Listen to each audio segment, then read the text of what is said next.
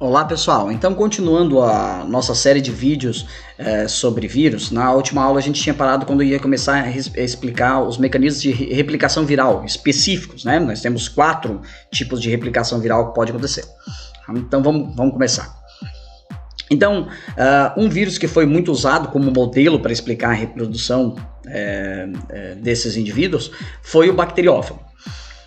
O bacteriófago é um vírus de DNA, então é um vírus que tem DNA. Então essa primeira parte que eu vou estar explicando para vocês, a reprodução do bacteriófago, ela vai servir para qualquer tipo de vírus que tenha DNA. Claro que eu não posso dizer que vai servir unanimemente, porque eu estou falando de ser vivo. Pode amanhã ou depois ser descoberto algum outro tipo de vírus de DNA que dê alguma forma mais excêntrica de replicação. Tá? Mas de forma geral, a grosso modo, para aquilo que serve as nossas aulas, ele vai servir para isso. Tá? Bom, então aqui nós temos um exemplo de uma bactéria, essa aqui em lilás é a bactéria, e os amarelos seriam os bacteriófagos. Tá? Então vejo que nós temos vários vírus atacando uma única bactéria, essa bactéria já está toda ferrada, coitada, né? É claro que alguns vão pensar, coitado da bactéria, mas tem bactérias que são muito benéficas para nós, tá? Não se esqueçam disso, nem toda bactéria é ruim, né?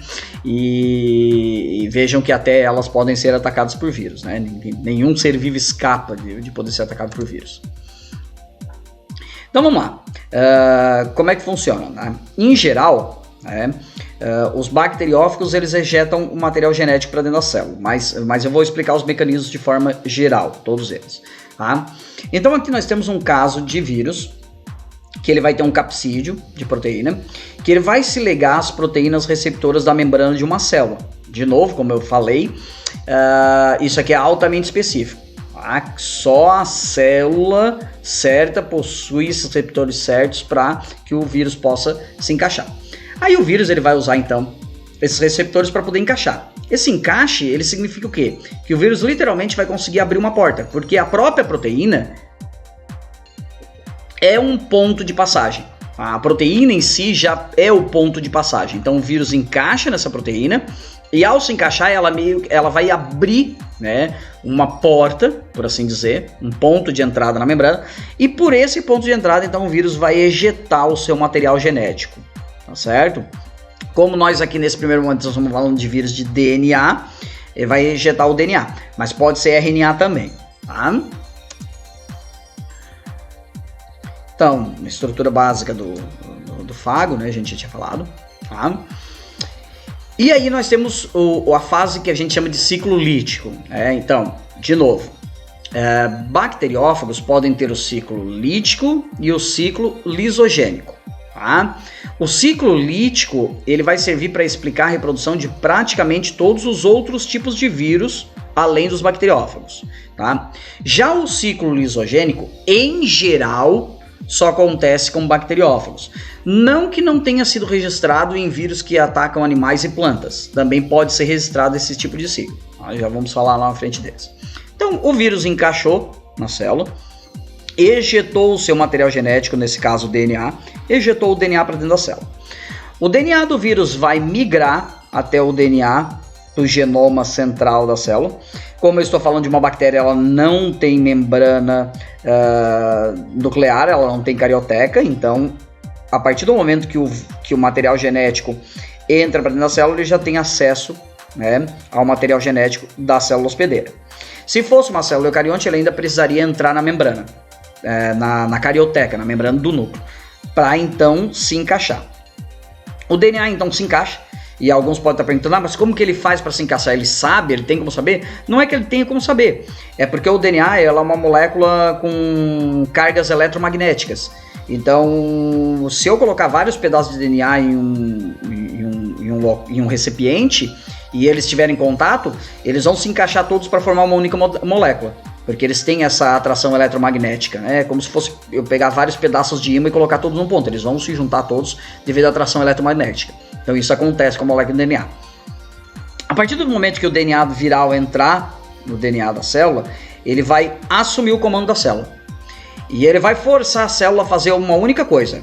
Usar o DNA dele para fazer as proteínas virais, o capsídeo, e também usar as enzimas de replicação do DNA para poder replicar o próprio DNA dele para fazer montagem. Então, ele vai replicar o material genético dele e ele vai fazer as proteínas da célula, do vírus, do capsídeo do vírus. E depois vai fazer a montagem. A célula vai começar a montar o vírus dentro dela. Então, ele vai usar a maquinaria então, das enzimas de replicação do DNA e vai usar também os ribossomos para usar os RNAs mensageiros do vírus para fazer as proteínas.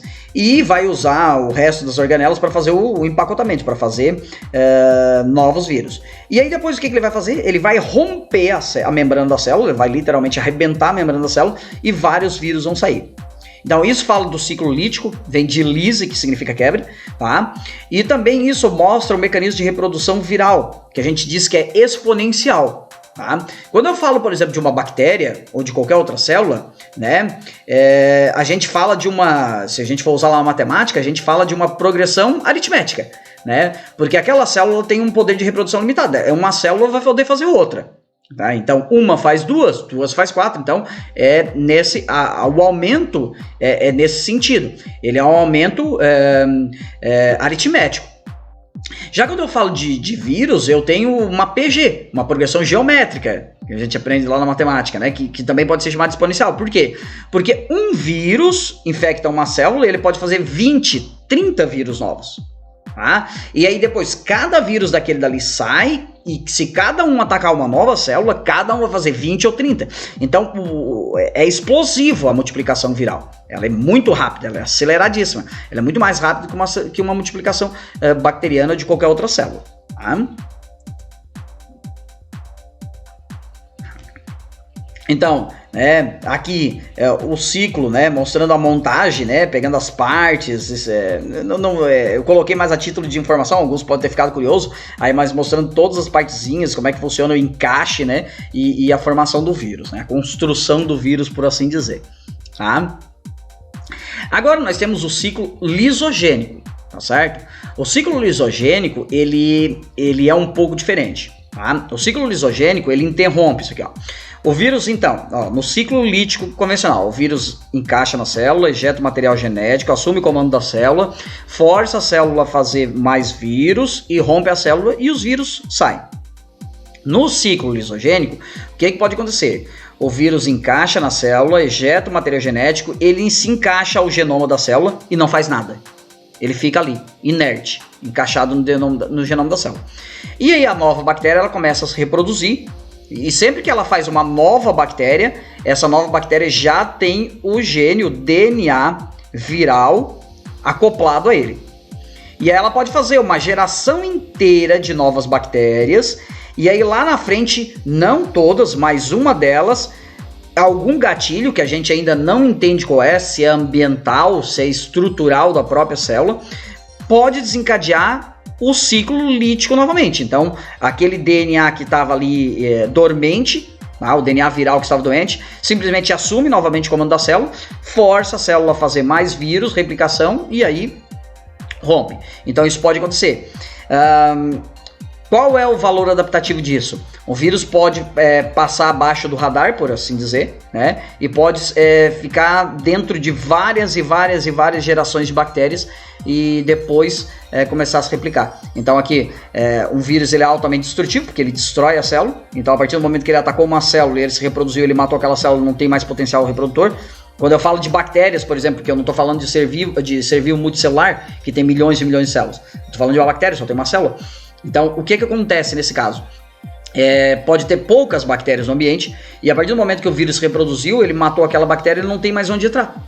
Então, do ponto de vista adaptativo, interessante o ciclo lisogênico, porque um vírus pode entrar num ambiente onde tenha poucas bactérias e ficar inerte e essas bactérias se reproduzirem e lá na frente ela atacar. Então, esse também pode ser um gatilho, né? Quantidade de bactérias no ambiente, colônias de bactérias. Tá? Então é isso. Como eu disse, em geral isso não acontece em seres multicelulares como os animais e as plantas, mas existem evidências que apontam que pode sim entrar, inclusive alguns associam até a certos tumores. É raro os tumores causados por vírus, mas pode acontecer, como por exemplo o câncer de colo de útero, que está associado ao HPV. O vírus HPV pode provocar, estima-se que até 30% dos cânceres de colo de útero estão associados ao HPV. né? Também pode ser câncer de pênis, também pode acontecer, tá? Então, a replicação dos vírus em animais, como eu já tinha falado, é praticamente igual ao do ciclo lítico. Eu falei sobre a reprodução viral quando eu falo de vírus de DNA, né? Só que, como eu falei, nem todo vírus vai ter DNA, certo? Nem todo vírus vai ter DNA. Tem vírus que vai ter RNA. Então a gente vai falar sobre as formas de reprodução de vírus de RNA, que pode ser um pouquinho mais complexa do que a de DNA, tá? Bom, como é que os vírus, como é que o material genético então de um vírus, tanto de DNA quanto de RNA, entra no citoplasma, entra no interior da célula de uma planta de um animal? Ele pode ter um mecanismo básico, como a gente viu lá no bacteriófago, ou seja, proteínas receptoras na membrana, e o capsídeo se encaixa e ejeta o material genético para dentro da célula. Então, básico, é chamado de desnudamento. Por que desnudamento? Porque só o material genético vai ser colocado para dentro da célula, o resto fica para fora, tá? Eu posso, então, né, por penetração direta, então isso que eu acabei, ou por fusão de membrana. O que acontece? Isso só vai ser possível naqueles vírus que são, então, né, envelopados. Como eu disse, tem alguns vírus que vão ter um envelope, que esse envelope vai ser o quê? Uma parte da membrana das células que ele saiu. Então, agora que entra a importância disso. Por que isso? Porque a membrana externa que esse vírus tem é idêntica à da célula hospedeira. Então, ele vai literalmente encaixar perfeitamente. Quando ele encaixa, ele pode ser ejetado, pode ser jogado para dentro, né, por uma endocitose, né, ser colocado para dentro da célula, e daí lá dentro o capsídeo dele se abre e libera o material genético, tá? Então, esse é um outro mecanismo, tá? Pode ser por fagocitose, tá? O que acontece? A célula reconhece essa membrana e acha que é uma vesícula alimentar. Esse é um mecanismo de absorção de nutrientes que a célula faz. Ela pode envolver partes que ela vai se alimentar em membrana, em vesículas, e depois ela coloca essa vesícula para dentro dela para fazer digestão. Então ela pode reconhecer essa membrana, o envelope do vírus, como se fosse uma membrana digestiva dela, porque afinal de contas, de novo, a especificidade do vírus tem a mesma membrana da célula, então ela acaba colocando esse vírus para dentro como se fosse uma vesícula alimentar. E não é, né? É um cavalo de Troia, um verdadeiro cavalo de Troia aqui, tá? E aí quando ela coloca o vírus para dentro, então o vírus abre, ele libera o seu material genético para o interior da célula, tá? Bom, também pode ter, né? Quando um vírus, ele pode literalmente ser um vírus envelopado, do tipo envelopado, né? Aqui a gente está mostrando o envelopamento, como é que o vírus se envelopa, né? Ele não vai se envelopar quando ele é feito dentro da célula, ele vai se envelopar quando ele for sair da célula. Então, ao sair, né, o capsídeo se liga às proteínas receptoras da célula e aí ele se envolve em membrana e deixa a célula aí com esse envelope, né, que posteriormente, como a gente já viu, ele vai usar para atacar novas células. Bom, agora vamos lá. Quando eu falo, né, de vírus de RNA, nós temos 3 tipos básicos de vírus de RNA, tá certo? O primeiro tipo de vírus que nós temos de RNA são os retrovírus, tá? Retrovírus é um vírus que vai ter uma enzima chamada transcriptase reversa. Exemplos de retrovírus muito famosos: o HIV, o vírus da AIDS, e o vírus influenza, o vírus da gripe. São exemplos muito clássicos de retrovírus. Esses vírus, eles têm uma enzima, essa enzima transcriptase reversa. Por que ela tem esse nome? Esse nome é esquisito pra caramba, mas ele tem um motivo, tá? Todo nome esquisito na biologia tem um motivo, não se esqueçam disso. Então vamos lá. Como é que funciona? A gente tem o que a gente chama de dogma central da biologia, né? O que seria esse dogma central da biologia? Seria a forma como todas as formas de vida conhecida pelo ser humano se reproduz. Então, a gente tem o DNA, que é o material genético de todos os seres vivos. O DNA ele tem 2 propriedades. A primeira é de autorreplicação. O DNA tem a capacidade de fazer cópias de si mesmo, tá? E isso muito provavelmente leva à principal característica de um ser vivo, que é o fato de poder fazer outro ser vivo. Além disso, o DNA ele tem uma outra propriedade, que é fazer a transcrição. Ele pode pegar partes específicas dele, a parte que ele quer que seja traduzida em uma proteína, e esse pedaço específico dele, ele transcreve, ele faz um modelo de RNA. O RNA contém a informação do DNA, mas não é exatamente igual ao DNA. Ele tem algumas diferenças, algumas nuances. Tá? E aí, então, esse RNA pode ser vários tipos, mas nesse caso eu estou falando especificamente do RNA mensageiro. O RNA mensageiro, ele vai ser lido pelos ribossomos para fazer o que a gente chama de tradução, ou seja, converter uma proteína. Então, o que é o código genético? São as proteínas. O DNA carrega a informação para fazer as proteínas, de grosso modo, tá? Obviamente, o DNA é muito mais complexo que isso, mas de grosso modo, o DNA ele carrega as informações para fazer proteínas, tá? Então, quando ele faz a transcrição, quando ele pega uma parte dele que codifica uma proteína e faz no RNA, ele está copiando a informação, ele está transcrevendo, né? A informação, a cópia não é perfeita, mas ela contém a informação, e essa então informação vai ser traduzida numa proteína, tá? Então por que a enzima do retrovírus ela tem esse nome de transcriptase reversa? Porque ela faz justamente o oposto, processo reverso. O que acontece nos seres vivos? DNA faz RNA. DNA é transcrito em RNA, tá? O que essa enzima faz? Ela pega o RNA do vírus como modelo, como prime, e usa ele para fazer um DNA viral. Então, por isso que ela é transcriptase reversa. É um termo inglês, é uma palavra inglesa, porque ela significa o quê? Que ela faz a transcrição, né? A transcrição é DNA fazer RNA. Ela faz a transcrição, só que reversa. A transcrição é DNA faz RNA. A enzima faz a transcrição reversa. Ela usa RNA para fazer DNA. Por isso, transcriptase reversa. Tá? Então, o vírus ejeta o RNA dele e a enzima. A enzima, então, vai usar o RNA do vírus para fazer fitas de DNA. Tá certo? Aqui, ó, tá aqui, o retrovírus tá aqui, né? Fitas de DNA.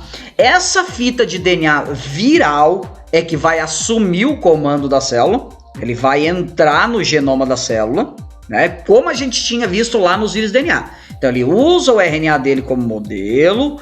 O RNA dele é usado para fazer uma fita de DNA. E aí essa fita de DNA assume o comando da célula e ela faz RNA e capas de proteína e monta os vírus que é liberado na célula, tá certo? Aí é que entra os medicamentos que a gente chama aqui para o tratamento da AIDS, que são os antirretrovirais, tá certo? Por quê? Porque existe uma série de medicamentos, né? Existem vários, né?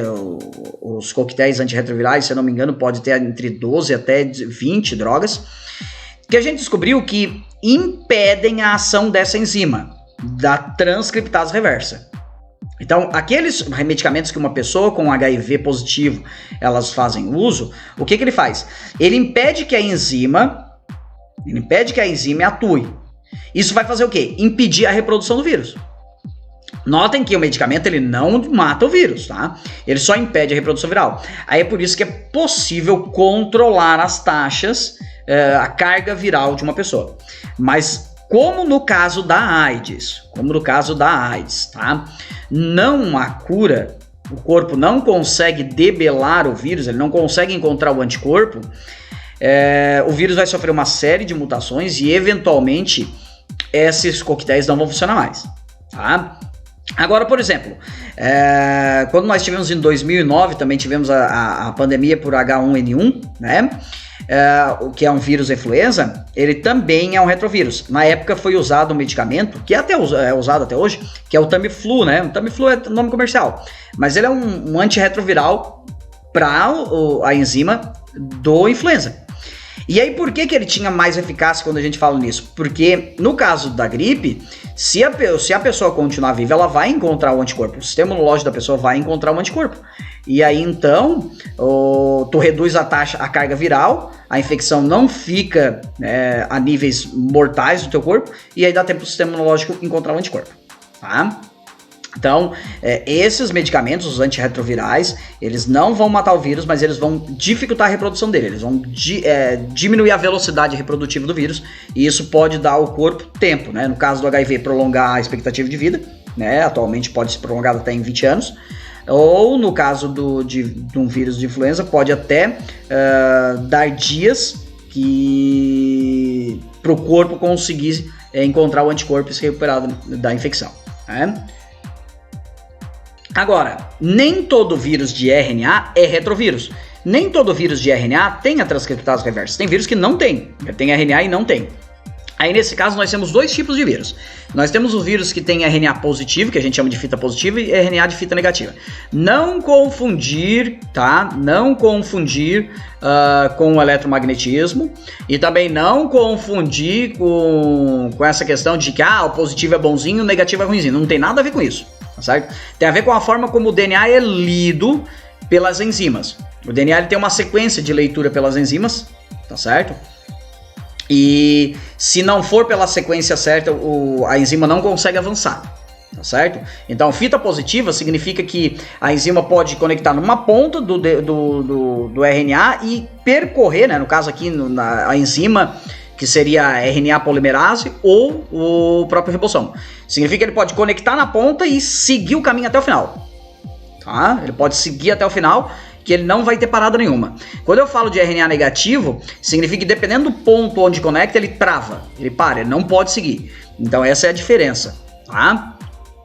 Nos vírus de RNA positivo, o que é que acontece? Tá? Acontece o seguinte, ele ejeta esse material genético para dentro da célula, material genético dentro da célula, então ele vai usar o seguinte, ele vai usar o RNA dele positivo, né, para fazer uma fita negativa, e essa fita negativa, ela vai ser usada para fazer vários RNAs positivos. E o próprio RNA positivo já vai sendo lido pelo ribossomo da célula, já vai sendo lido direto pelo ribossomo da célula e fazendo as proteínas virais. Então é uma forma de vírus que é muito mais agressiva, muito mais rápida, porque quando eu falo de vírus DNA, ele tem que entrar no genoma da célula, assumir o comando da célula e forçar a célula, né? Fazer RNA mensageiro para ir lá no ribossomo, fazer as proteínas, usar as enzimas de replicação do DNA para fazer as cópias do DNA para poder fazer montagem.